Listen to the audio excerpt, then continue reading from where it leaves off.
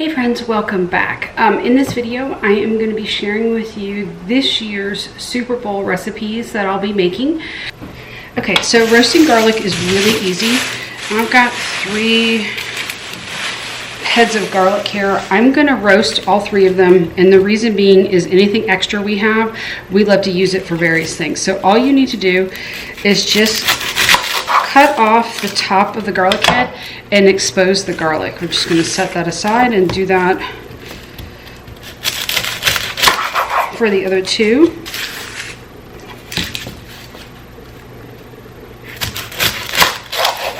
Okay.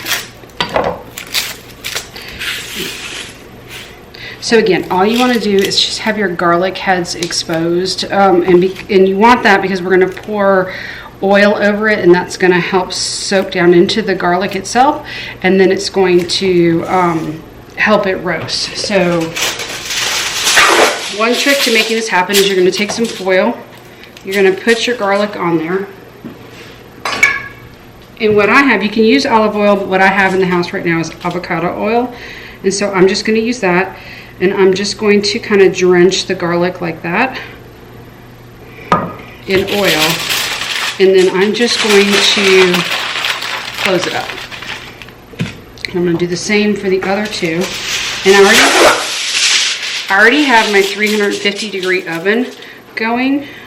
And we're going to roast these for about 45 minutes and then check them. So I want to get these going first while we work on some of the other food. Because there's several things that we can do that don't require the oven right now. And so we're going to knock things out while these are cooking, because I've got a couple other things that need to cook, but they're at different temperatures. So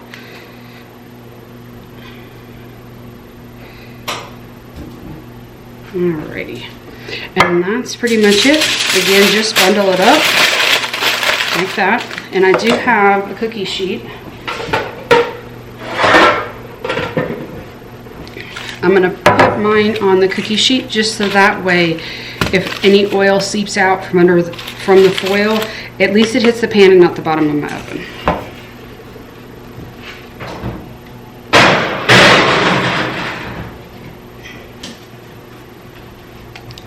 Okay, so I'm going to set my timer for 45 minutes, and then we will check it when the timer goes off.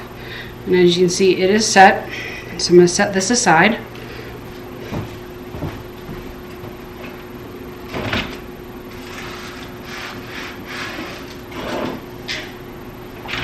Okay, so the next thing we're going to work on are pimento cheese deviled eggs. Okay, so I've got my eggs, and I'm just going to go ahead and move my bowl here out of the way for a second, and go ahead and get them cut in half, and let's see how they turned out. Oh, perfect, yay. I'm so glad. I tried a new way of boiling them for a time, and those worked out fantastic. So I'm just going to set the egg whites back into the container, and then I'm going to put the egg yolks in here.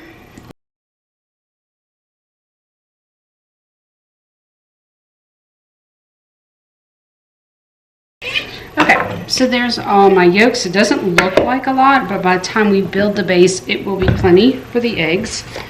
I'm going to go ahead and get this mayo opened.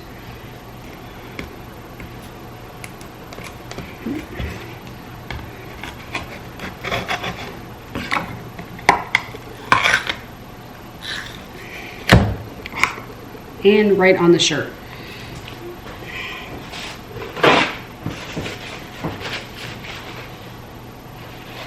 Okay, now may be a good time for me to get an apron, so let me go ahead and grab one. Okay, there we go. Probably should have put one on beforehand, but I didn't. So I'm going to go ahead and get that on now, just so I don't totally ruin my shirt while I'm cooking.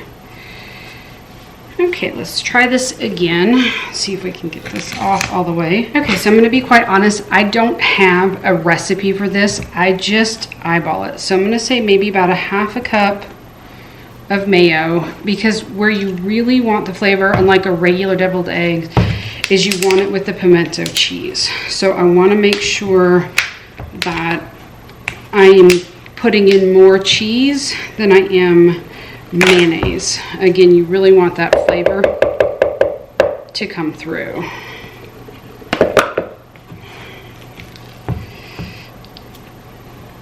So I'm going to start with about a cup, just a little of cheese, probably one quarter cup of cheese. As you can see, there's a lot more cheese than there is mayo. Now I'm going to go grab my hand mixer.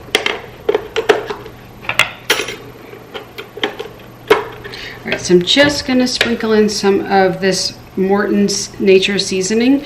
This is actually getting harder to find, and I don't know if there's a shortage or they stopped making it, but this has been one of my favorite seasoning blends to use, so I may have to start making my own if I cannot find it in the stores. But if you can, that one's fantastic. I use it on everything. So we're going to give this a quick mix.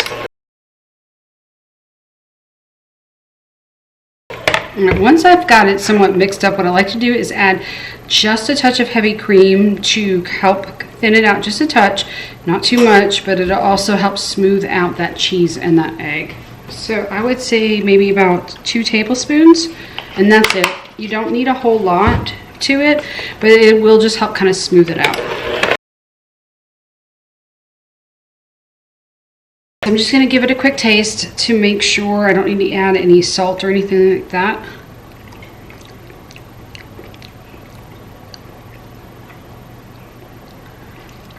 I don't think so. I think the flavors are right, just right. You can really, really taste that pimento cheese. Super simple, super easy to do. The great thing about this is you can put as little or as much of the pimento cheese in as you want. Let me move a few things out of my way. And you could go super fancy with this, and you could put these into like a piping bag and pipe in the filling. I'm just going to skip that step. Again, I only have a few hours this afternoon to try to get as much of this done as possible, and I'll be doing some things tonight, and you guys will see that as well. But for now, I need to get this part done, just so I'm not up super late, and then just exhausted tomorrow. So just going to take this. Now, I always wind up having way more filling than what I need for the eggs, which is totally fine, because then basically it's just an egg salad. And so we can then turn it, for those of us that can eat bread, we can turn it into an egg salad sandwich. And then we could also okay, that was just mayo. I was just making sure here. My husband can just snack on it with some pork rinds as well. So don't worry if you have too much. I am going to fill them nice and full. But again, bulking up that egg with the pimento cheese and the mayo is why you have so much of it. And again, you don't have to fill them this full. You can just pipe it in or spoon it in to however much you want. But for me personally, I feel like the more filling, the better. I don't feel like you can go wrong with that. But everybody has a preference on how they like their deviled eggs.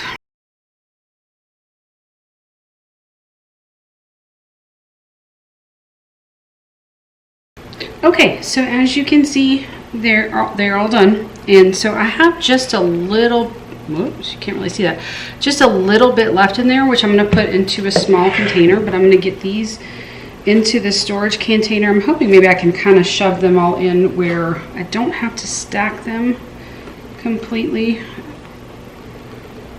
Let's see what happens. Okay, perfect. I was able to get them in without having to layer them, which is good because then it won't push them down. But then there you go, all done. So now I'm going to get these back in the fridge. We'll work on the next thing.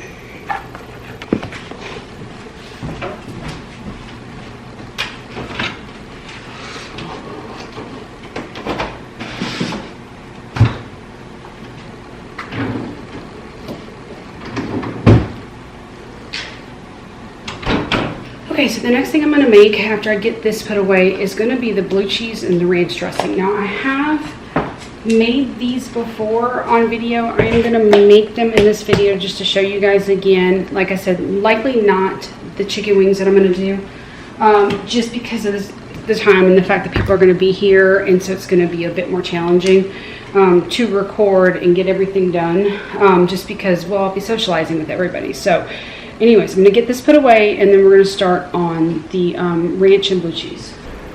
Okay, so what I'm going to be making is blue cheese and ranch, and I'm going to double both recipes.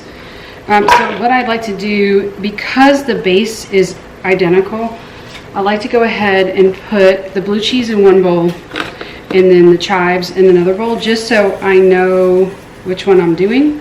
I should say they're almost identical. They are, the only difference is going to be the amount of garlic powder that goes into both. I've got my blue cheese in one and my chives in another. Again, this just helps because I said the only thing that's different is the amount of garlic powder, so I just like to keep it straight in my mind.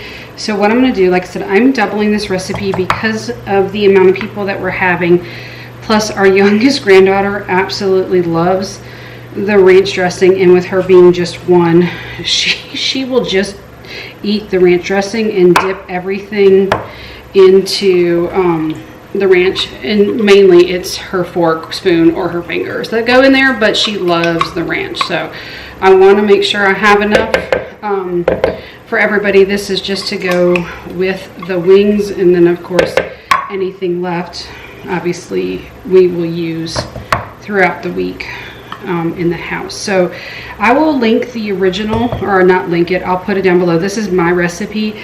I created this years ago because I like a thicker dressing for some things, and then I just kind of came up with this one as I like Taco Max ranch dressing. I don't know what their recipe is, but it's very garlicky, which I like, and so I just tried to duplicate that myself, and this is what I came up with. So the recipe I'll put below is actually just a single recipe, but like I said, I am doubling it. So, okay, sour cream is in, and now for the mayonnaise, each one is going to get 2 2/3 cup of mayo. And I am going to use the exact same spoon for the that I use for the sour cream into the mayo, only because I will absolutely use this and more into a container. I usually use at least 1 full container of mayo when I double both dressings.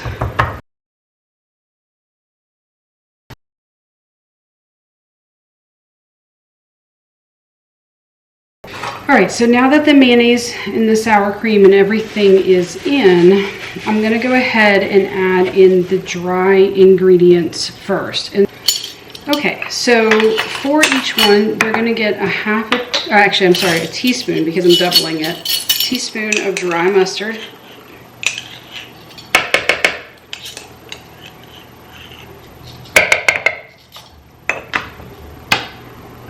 All right, and so interesting.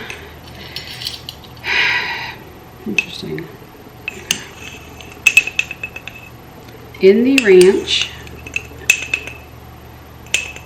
it's going to get 1, 2. It's going to get 2. Yeah, I just want to double check my recipe. I'm sorry. 2 teaspoons of garlic, but in the blue cheese, it's only going to get 1. And again, that's because I like the garlicky ranch. Now with the onion powder, it's going to just be 1 teaspoon into both.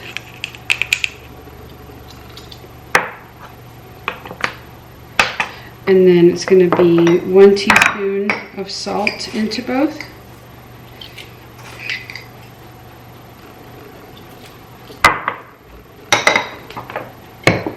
And then the same with the black pepper.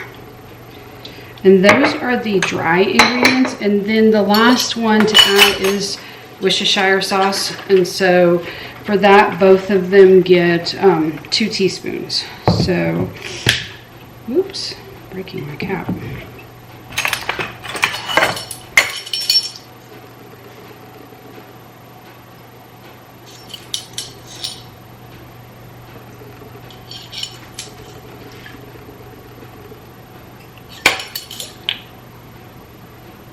What I like to do is go ahead and just mix the ranch first, because I'll use the same spoon, and I do that so then that way I don't mind if a chive gets in here, but what I don't want is blue cheese into the ranch. Now when I do a single recipe of that blue cheese, I only add half a container, and that's just a personal preference. You can absolutely, on a single batch of blue cheese, use a full container, and this is, sorry, it says 5 ounces of blue cheese, and I just got that from Aldi's, but you can get it, I mean, every store has it. I like the flavor, but I don't want so much blue cheese in it, so I always do half a container. But obviously now that I'm doubling it, I'll put the full container in. I feel like making this ahead of time, letting those flavors infuse together, help kind of put that blue cheese flavor throughout the entire dressing, where then I don't really need to have as much blue cheese. But you could do it either way. All right, and just like that, the dressings are done. So I'm gonna get the containers for them and put them up. Okay, so I just have these plastic containers, and I'm gonna use, a lot of times I'll put them into mason jars, but when I double, even using the quart size mason jar, I always have some extra and leftover, which is fine when it's just us. But since we're gonna be having company for right now, I'm just gonna put them in here because they'll be going into another container when I set up all the food anyways.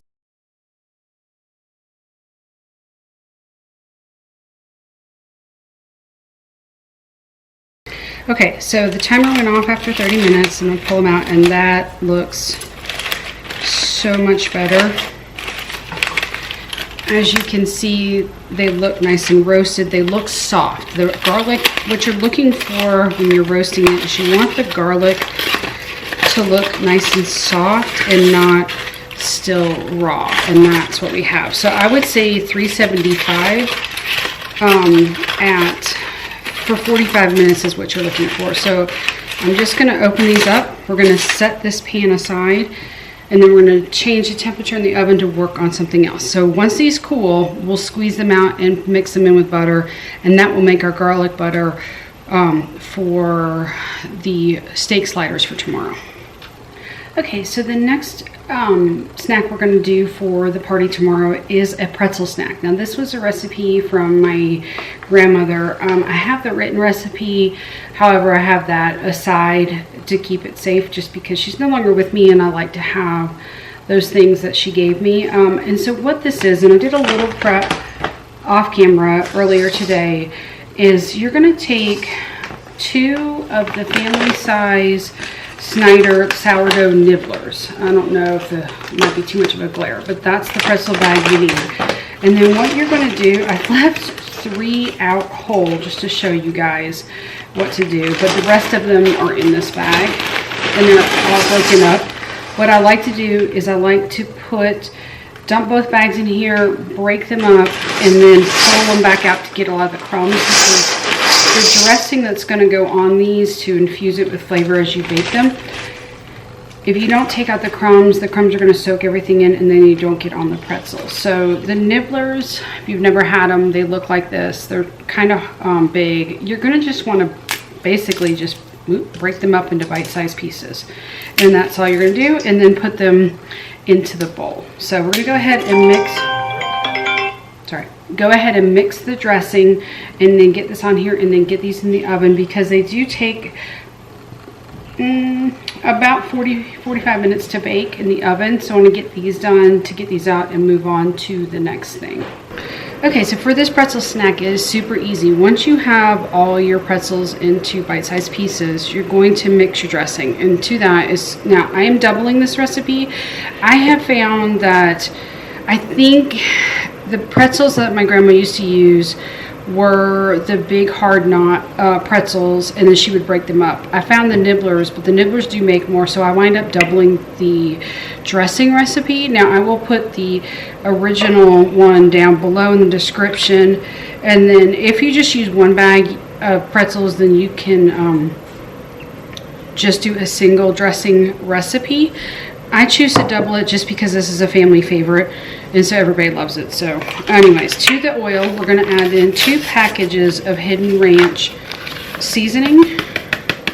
Now this could probably be any store brand, but this is what my grandma always used, and so I like to keep it true and authentic to the recipe that she gave me. And I don't know where she got this, and I'm sure this is out there on the internet somewhere, and a lot of people have probably made it. This just happens to be the one that she gave me, and so I just don't remember. Now to it, I'm also going to be adding 2 teaspoons of dill.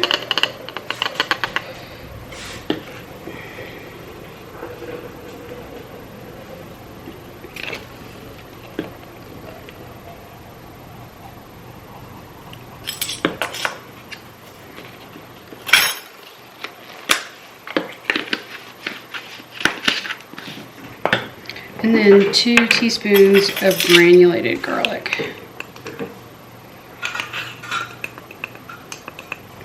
This I'm going to be adding in, same measurement, 2 teaspoons of lemon pepper.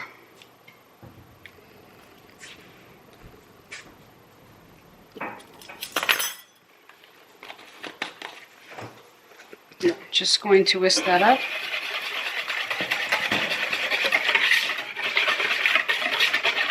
You just want to whisk it until it comes together. And then you're just going to take it and then just pour it over your pretzels.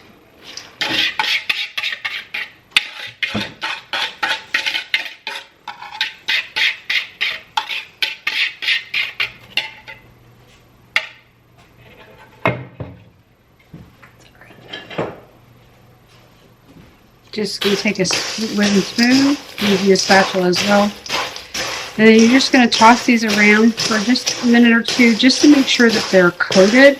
This is why you want to make sure you take the crumbs out of it, because again, those crumbs will soak up all of the liquid, and then there won't be a lot to go onto the pretzels themselves.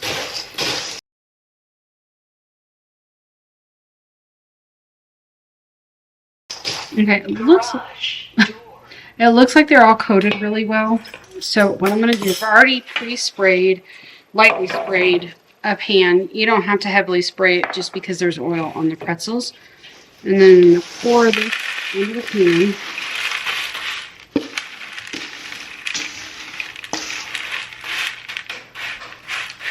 pan. You know what? Wrong size pan. Hold on 1 second. I forgot. I used my really big cake pan for this. I'll be right back.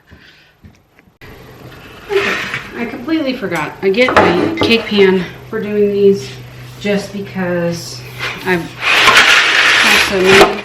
So, I mean, this is what it's really like to be in a kitchen. Some things work and some things don't. Or you gotta switch it up a little bit. So, okay. I get as much of that dressing for the pretzels. Alright.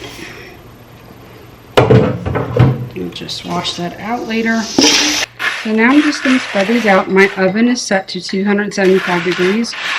I'm going to put these in. And for the next 45 minutes, I'm going to turn these every 15 minutes.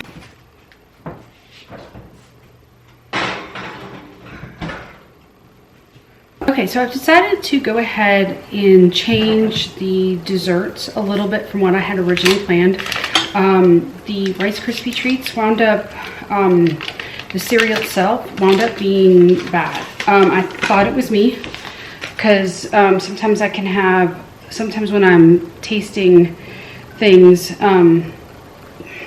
sorry, something stuck to my finger. When I'm tasting things, my taste buds are a little off due to a reconstructive surgery that I had on my ear.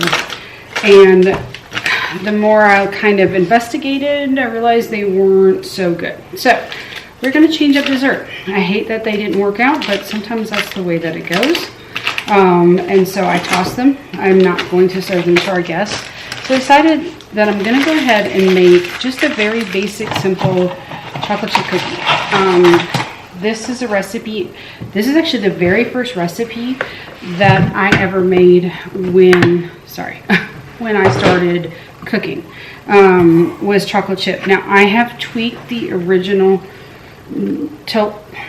Nestle Toll House cookie recipe because obviously that's what everybody used back in the day. I have since tweaked it because I no longer use Crisco, and I just do all butter. And so because of that, I had to up the flour. So I will I'll put the recipe down below. Again, because this is my altered recipe, there's not one out there online. I mean, maybe there is somewhere, but this is just what I came up with.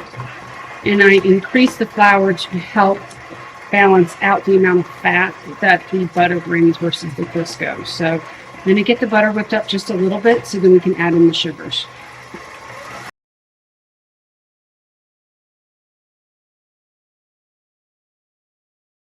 Okay, just doing that step just to kind of break it up a little bit, smooth it out. I am doubling this recipe. So the recipe I'll put below is just going to be a single.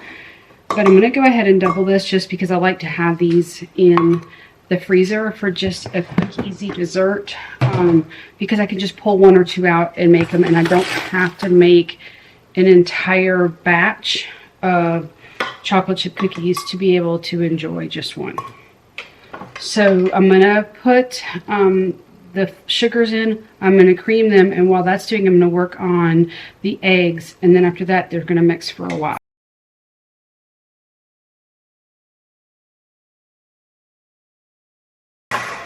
Okay, so that is now creamed, so I'm going to go ahead and crack my eggs.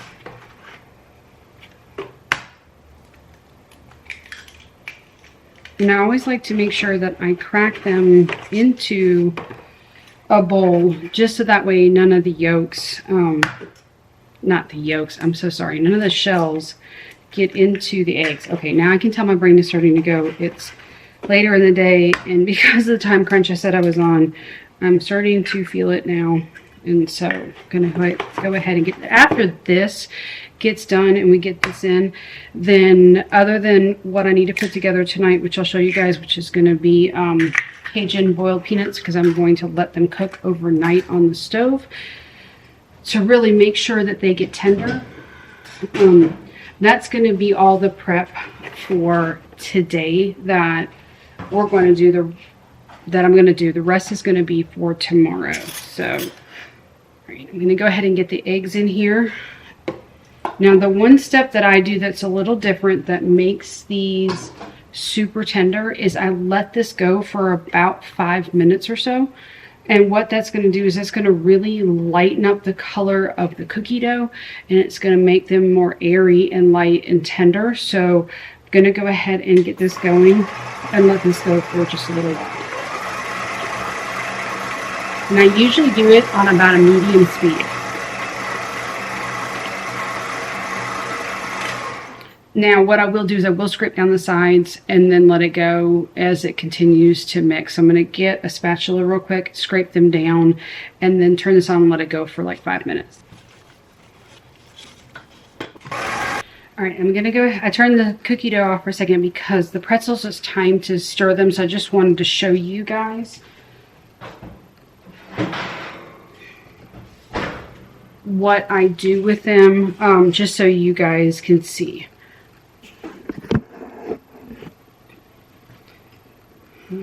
So all you have to do is every 15 minutes, like I said, I'm going to go probably 45 minutes, as long as they don't get too brown, just to make sure that that dressing really bakes into there, is I just throw them around like, and that just helps. And I don't know if you guys can see it, but some of the dressing is down there, and so that just helps kind of almost like recoat some of the pretzels,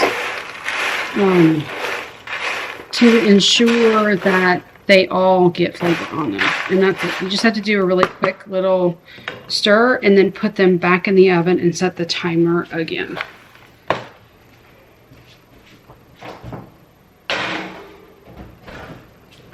Alright, okay, so the dough has been going for probably about 8 minutes now. I just let it go. I washed up some dishes.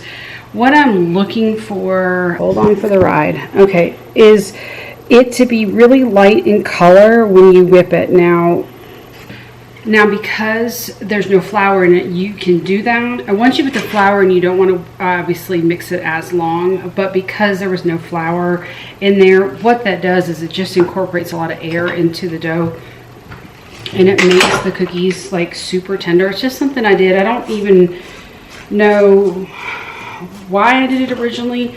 I guess just let it go for a little bit and saw what happened, and you know, it became lighter in color. Now, depending on the eggs that you use, if the eggs have a richer yolk, then it's not going to be as white or light in color. You'll see the difference over time as it begins to like beat for that long, is it will start to lighten in color. Now, if your egg yolks are really light in yellow, then it will look almost white in color, but these were actually a richer yolk, and so it's not going to be as white. But you just want lighter than what it is when you first start to mix it with the sugars. So what I've done is I've already added my salt and my baking soda to here, and then half of the flour. So I'm going to go ahead and get that added. I'm going to go measure the rest of the flour, and then I just need to get, that was loud, 1 more cup of flour. Okay, I'm also going to be adding in 2 teaspoons of vanilla. So that was 5 cups of flour, 2 teaspoons of baking soda, and 2 teaspoons of salt. I usually put the vanilla in when it's beating that long, but I didn't this time. I can tell that I'm getting a little tired, so sometimes I kind of drop the ball a little bit in the kitchen and forget a few steps, but going in now will be totally fine. It's not going to impact the cookies at all. You want to be super careful and turn your mixer on and off because of the amount of flour that's put in. If not, it's all going to go everywhere, which I have done many times. All right, I'm going to let that mix it up and grab the chocolate chips real quick. Okay. All you want to do is mix it long enough to incorporate the flour and all the dry ingredients. You don't want to over mix it. Now, this could be subject for debate. Some people say that you want to hand mix in your chocolate chips so you don't break your chocolate chips.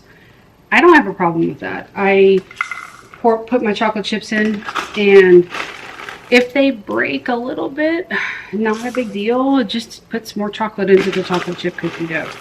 So I don't really care about that. It's just a personal preference. You can do that.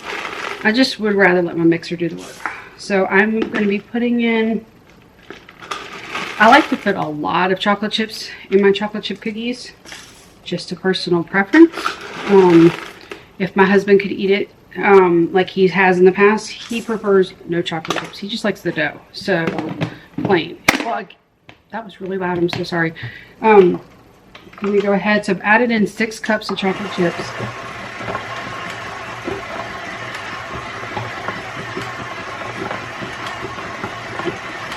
And that's it. It's a really quick on low, just enough so the dough picks up all the chocolate chips, and then you're done. So we're going to go ahead. I'm going to get this off, and then I'm going to get this table lined. There is the timer for the pretzels. I'm going to toss those. So I will be back, and we will scoop all these out. Okay, so I have my scoop, and I'm just going to go ahead and scoop out all of this cookie dough.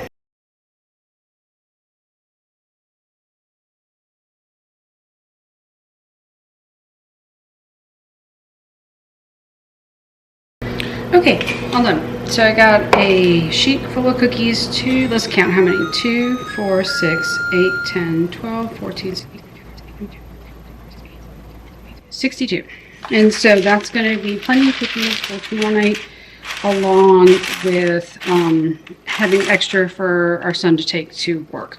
So I'm likely going to make some brownies, and so I will do those tomorrow because, again, I like those the day of. So outside of this, we're going to do one last thing for today until tonight, when I need to put the peanuts together. is I'm going to make the garlic butter, the roasted garlic butter for the sliders, and then we're going to get that done so it just has time to sit in that butter and really infuse the butter with the garlic. So let me get these in the freezer, and I'm going to get everything for that, and then we'll put that together. Okay, so what I've got is I've got my 3 cloves of garlic, and I'm doing a pound of butter. So I may have to do this in stages because I'm only pulling out my small little food processor. Quite honestly, I don't feel like pulling out my big one, making a mess, and I don't want to wash it. Just to be quite honest with you, I don't want to do it. So we're going to see how much we can fit in this small one, and then if we need to do it in stages. And so we'll just see what happens. We're going to start with 2 sticks of butter in here, and then we'll get that going, and pretty sure once it starts to break down a little bit, it'll all start to fit. So let me show you guys what I'm doing. Got 1 stick in already. And just cutting them in half just to make it fit. Like I said, I could totally pull out my big one, but I don't feel like I don't feel like messing with it right now. So I'm gonna get just half of it in there. There are the pretzels. Let me go get those pretzels out, and I will show you guys. I'm just gonna slide this across real quick. Move this out of the way, just so you guys can see them now that they're done. Okay, so the pretzels are done, and so they're nice and golden brown, and this is what you're looking for. So I put them in for 45 minutes at 275 degrees. So I'm going to let these cool, and once they're cooled, I'm going to put them in a bag or into a container, just depending on what I choose to do with them, and then we'll pull them out. And these are a great snack when you're watching the game, or just anytime if you want a little, you know, something to snack on for TV or whatever. So these are really good. So I'm gonna let these cool off, and we're gonna get back to the garlic butter. So what I'm gonna do first is I'm just gonna go ahead and process the butter first and see if I can't break it all down.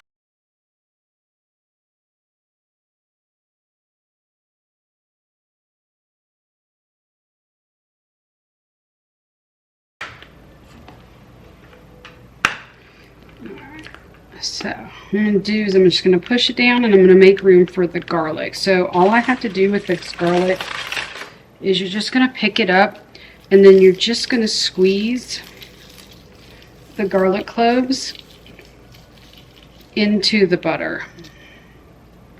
It gets a little messy. You're going to have to get your hands a little messy, and they're definitely going to smell like garlic, but it's a good kind of smell. With roasted garlic is one of our favorites. And it really is super good and can infuse a ton of flavor. Now you want to try to be careful not to get the garlic leaves in there, or the peelings I should say, not really leaves. If you get a little bit, it'll be okay. And I'm going to do the same for the other 2.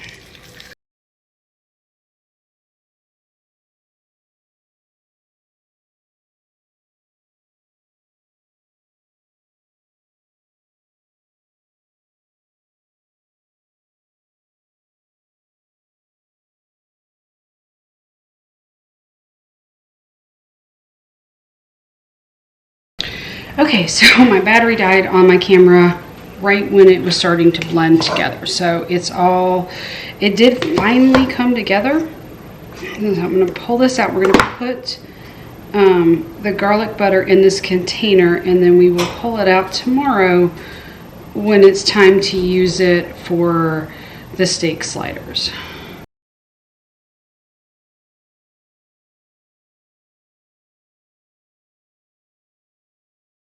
Okay, I'm just going to leave some of that in there because we're making biscuits tonight for dinner, and so we'll put some of that on top, and that's it. It's pureed in there, so you might see a chunk or 2, but the other option is you can just squeeze it in here and then mix it together and then leave chunks of the roasted garlic in there, or you can puree it to really get it infused into the butter. I wanted to do it that way this time, just to change it up. Last time I just did it in chunks, and so but that's it. So the next thing I'm gonna get some of this cleaned up. The next thing I'm gonna do is we're gonna soak the raw peanuts to get them ready to boil them overnight. And then we'll be done for today once we get those peanuts done. So when we get this cleaned up, I'll be back in just a little bit. Okay, so the last thing we're going to get ready for tonight is the boiled peanuts. We have 2 1-pound bags, actually a little over 1-pound bags. These are actually 1.5 pounds of jumbo raw peanuts.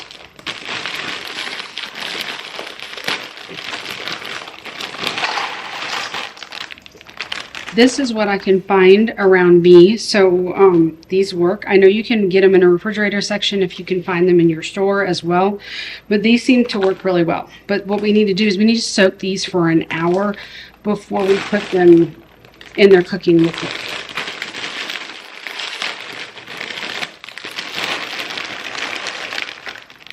So you're gonna take a large bowl that you have and put the peanuts in there. And then you're going to fill it with cold water. And I'm just going to bring the hose over from the sink. Now, they will start to rise up, so you're going to have to weigh this down with something.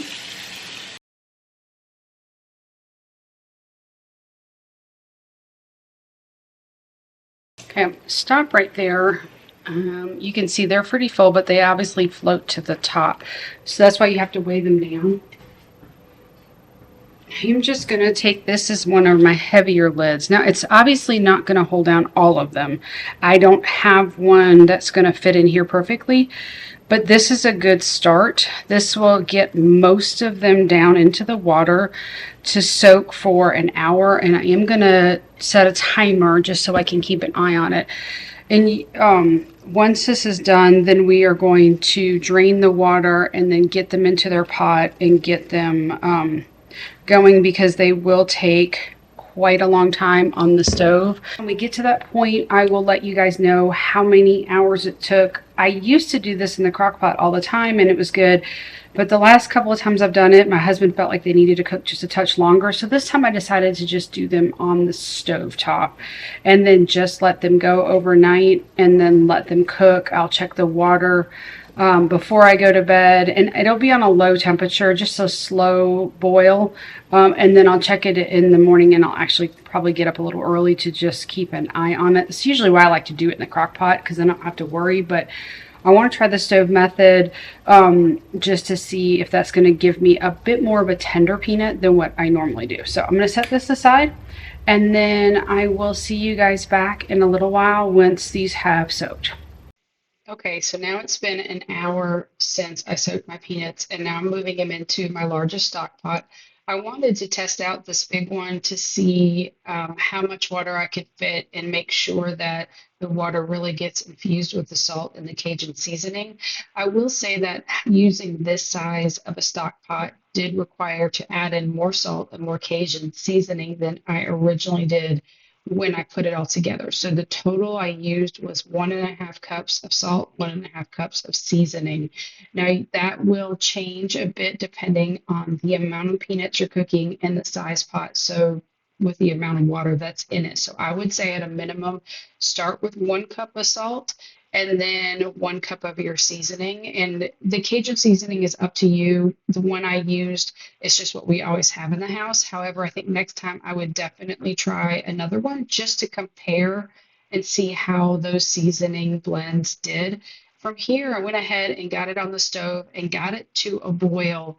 And then after that, I turned it down just so it had a bit of a roaring boil to it. And I did cover the peanuts so that way the water would not evaporate as quickly overnight. And then that way I would not have to be concerned about whether or not all my water would be gone by the time I got up. And it wasn't. Hardly any of it evaporated, which was great. It means the peanuts were able to really cook for over 12 hours. After the 12 hours, I just left them on low on the stove until I was ready to put them in the crock pot. And that's the boil that I left them on overnight. And then by the next morning, you can see the great color that the liquid had from all the Cajun seasoning. And these turned out really good, and everyone really enjoyed them. And I would say they're a definite must-have to make again. Okay, welcome back. It is the next day. I have a couple of hours before our guests start to arrive, and so I'm going to go ahead and get the cookies baked out, and then after that we're going to get the ham and cheese sandwiches set up, and so that way when it comes time, we're going to be serving the food in stages because there's 2 games. So we're just going to do the things that are more like appetizers at first, which is going to be the boiled peanuts, the deviled eggs, and the pretzels. After that, we'll be serving the sandwiches and wings for dinner. So you will kind of see that divided into stages, but opted to do that so that way it just kind of spreads everything out and doesn't make it so challenging to try to get everything ready at one time. And plus that way too, for people's appetites, they can snack on a few things and then they can go ahead and, you know, eat again tonight for the 6 o'clock game. So, or 6:30, whatever time it starts. I don't know the exact times of it. That part's up to my husband. I take care of the food. So he pays attention to the times and I just pay attention to the food. So, all right, I've got the chocolate chip cookies dough is frozen. So I've got them on the tray. I'm going to put 2 trays in at a time. And then it's going to be, each tray holds 12 cookies, so a dozen basically. So we're going to get at least two trays baked for tonight. Now when that cookie dough is frozen, it usually takes a bit longer than the original recipe, which I want to say usually I start at about 14 minutes and then check them from there. Sometimes 14 minutes is perfect, sometimes it needs 16 minutes. So you just want to kind of say 14 to 16 if it's still frozen, which these are frozen solid. If you've pulled them out and they've started to thaw, I would do 10 to 12 and then just check them from there. So I will be back in 14 minutes and show you guys what they look like. Just to make it a little easier for when it comes time to the second course, which is going to be the sandwiches. The steak sandwiches I will do as I get closer. I don't really want to prepare those too far ahead, but I figured the ham and Swiss sliders, we could go ahead and get a lot of that prepped. This is a recipe I got from my sister-in-law. She made them for Christmas. We just did heavy hors d'oeuvres for our Christmas family get-together, and everything was super, super good.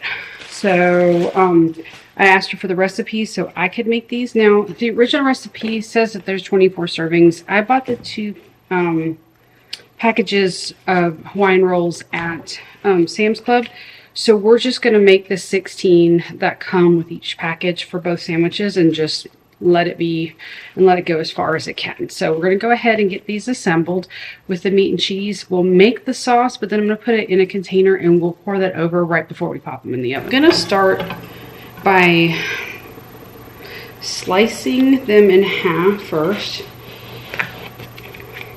And I'm just going to leave them attached while I do this. And then I can break them up and get them to fit a touch better into the glass baking dish that I have.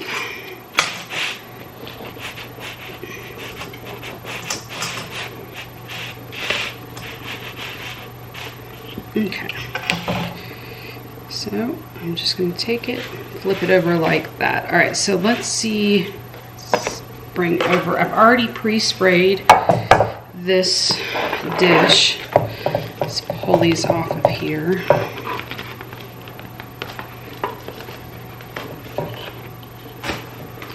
Oops. Okay, pretty close. I'll just break this row off. Now the nice thing about this is it doesn't have to be perfect in the pan because you are going to pull them out of the pan and then put them on a serving tray to serve. So I'm just going to go ahead and kind of squeeze that one in there. So even if it had been 24, they all would not have fit. I would have had to put it on a baking sheet, so this works. And I'm okay with it having just a little bit, actually, 2, 3. I'll stick that one right there. Next time, I'll try to find some that have 24. That's just what Sam's had. So we're going to make it work because it'll be just fine and no one's going to care. I will make sure to link the recipe that she gave me, so you guys can check it out. I just thought these were really good, and I thought they would make a great Super Bowl food for everybody to kind of snack on. Now, it does say a pound of Swiss cheese and then a pound of thinly sliced ham. I just got the ham from Sam's just for ease and cost, honestly. And so we're going to use this in hopes that it turns out exactly the same. So I'm just going to layer the ham on top.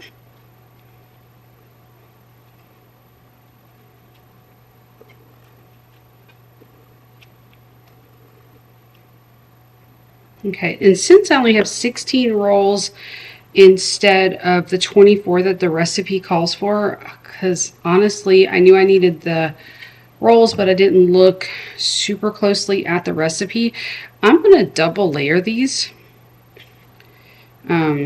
with the ham. This cheese is actually quite thick for the Swiss cheese, and so I'm not going to double layer the cheese, but I will double layer the ham.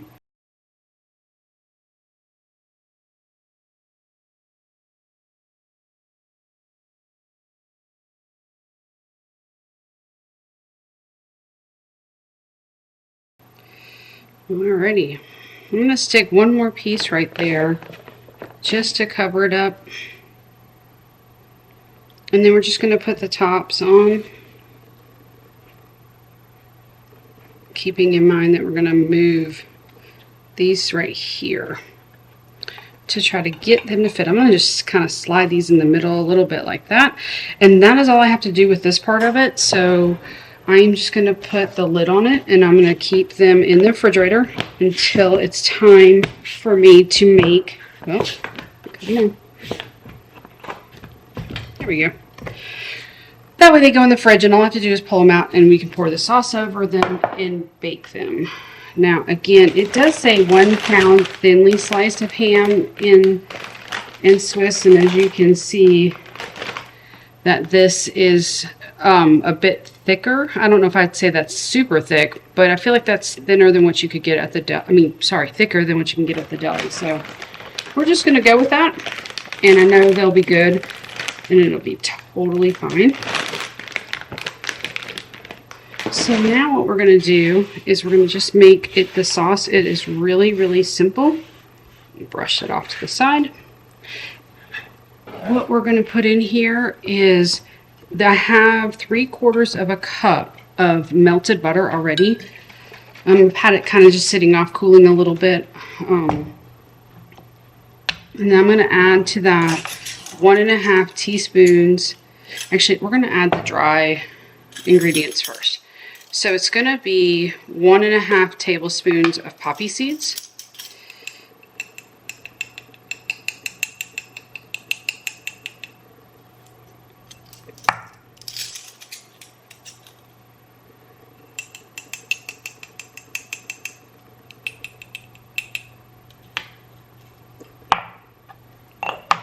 And then it's going to be 1 tablespoon of dried minced onion.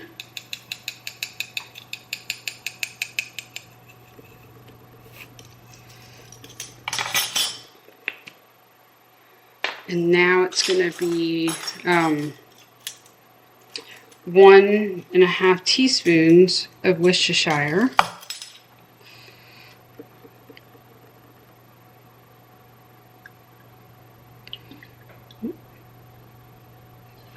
Okay.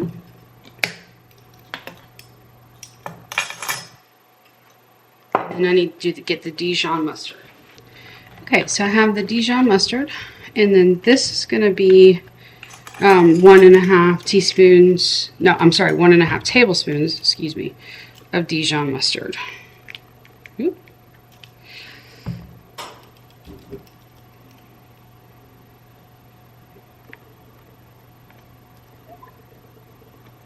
Alrighty, I'm just going to take my whisk to pull it out of there, drop those 2 in.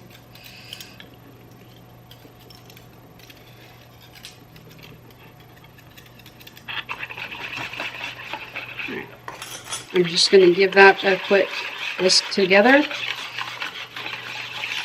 And then all I'm going to do is pour this into a mason jar, and then I'll pour it onto the sandwich when it's time to bake it.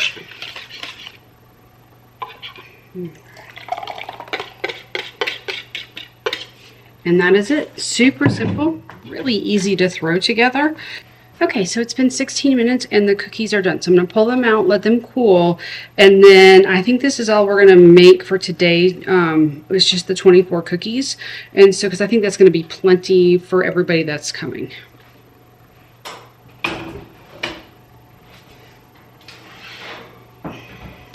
Now, I did want to show you guys too, the difference with these cookies when you freeze them is instead of them baking a bit flatter, they will actually stay up a little bit more. They'll have some more poof to them. They'll be a little bit thicker. Something about freezing them causes them to do that, so it works really, really well, which is why I like to do it this way versus just whipping together a fresh batch and then baking them right then and there. So that little techniques help make them a little bit thicker. Anybody who knows me in real life who's had my cookies before, they've always been really good. They've been a little bit skinnier, but this is just a trick that I discovered over the last several years, and so I've been doing it this way ever since. Okay, so guests have arrived, and now I need to work on the steak sliders. And so I've gone ahead and put in some avocado oil into my pan, which was already letting it heat up. And then I have put some garlic salt seasoning that I have from Trader Joe's onto the steaks. I've already also trimmed them up as well, just because I don't want a ton of fat on the edges of the steak. And so all you're going to do with this steak is you're going to put a good sear on it on both sides, and you're only going to cook it until it is rare to medium rare. Now, I went medium rare with these steaks. You don't want to go any further than that because you are going to slice into the steaks and then you are going to um, cook them, cook the sandwiches in the oven for 20 minutes. And so it is one of those things that I have found that you don't want to overdo it. And doing it to medium rare was just the right temperature, in my opinion, for making a really good steak slider. And these were actually phenomenal. And I would highly recommend that you make them. They are so good. Once you've got a sear on both sides, you're going to go ahead and take them and put them on a plate.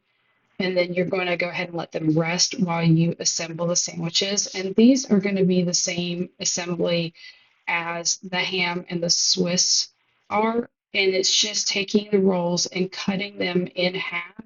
And then you're going to go ahead and take the garlic butter and you're going to put them on the bottom of the roll. And you will see that here in just a minute.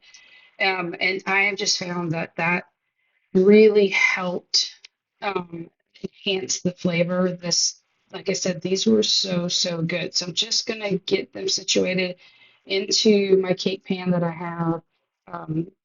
And still the same situation as the ham and sliders. Just have to kind of adjust and move things around a little bit to get them to fit. At least for this package that I purchased at Sam's. And so this is my roasted garlic butter. Just spreading it out on the bottom of the buns. And this is, I feel like, such a crucial step into ensuring that garlic butter flavor onto these steak sandwiches. And now that that's done, just going to go ahead and start to build the sandwich. I'm just going to take the steak that my husband cut for me. Now, I didn't use both steaks. I really actually wound up probably only using one to layer it on there. Maybe just a touch over one. The rest of it, my husband ate. Again, with him being keto, he can't have these, but he was able to eat the steak and the garlic butter, which he really enjoyed. And then from here, I'm just going to take some provolone cheese that I bought. I decided that I wanted to add in some cheese to these just to see what would happen, see how they turned out. This is not anybody in particular's recipe. This is just something I decided to create and do something a little different. And that's it. Just layer it up. And then I'm just going to put on the top bun Again, you have to break it up and get it to fit. And then I'm going to coat them with the roasted garlic butter that we made earlier. And then I also took the same seasoning that I have from Trader Joe's, and it's just a garlic salt grinder, and I'm just going to grind that on top of the roasted garlic butter. That just gave it another level and an extra kick to the sandwich. That was so, so good. If you just any kind of garlic salt that you have, you can use and put on top. And as you see, that's it. And then you're just going to bake them in the oven for 20 minutes. I will put the temperature in the recipe link below. I just did the same temperature as the ham and Swiss. And again, that will be linked down below. I do apologize. I don't recall off the top of my head what it is. And then that's it. Just spread this one out, kind of coat the rolls, and then I'm going to pop them in the oven for 20 minutes. And both of them turned out so good. Definitely a must have at your Super Bowl party. And so, as you can see, this is what they look like when they came out of the oven. And super hot, so a little challenging to slice them and get them ready. But then once I did, I was able to get through the ham and the bread. They were so good. These were definitely a hit. Everybody enjoyed them, along with those garlic steak sliders as well. All right, and here is the food. This was the first round, which were the appetizers, the pimento cheese deviled eggs with crispy bacon, the pretzels, and then the Cajun boiled peanuts. And then once we were done with these and the second game started, I was able to put out the rest of the food. And those are the ham and cheese sliders, the steak and provolone sliders, the chicken wings, and everything that accompanies those different sauces, the ranch and the blue cheese as well. And then, of course, any of the other appetizers we still have left over, I put them back out for people to enjoy. Okay, that is it. Thank you guys so much for being here. I really appreciate it. And I will see you guys in the next one. And until then, YouTube thinks you'd like to watch one of these other videos. See you later. Bye.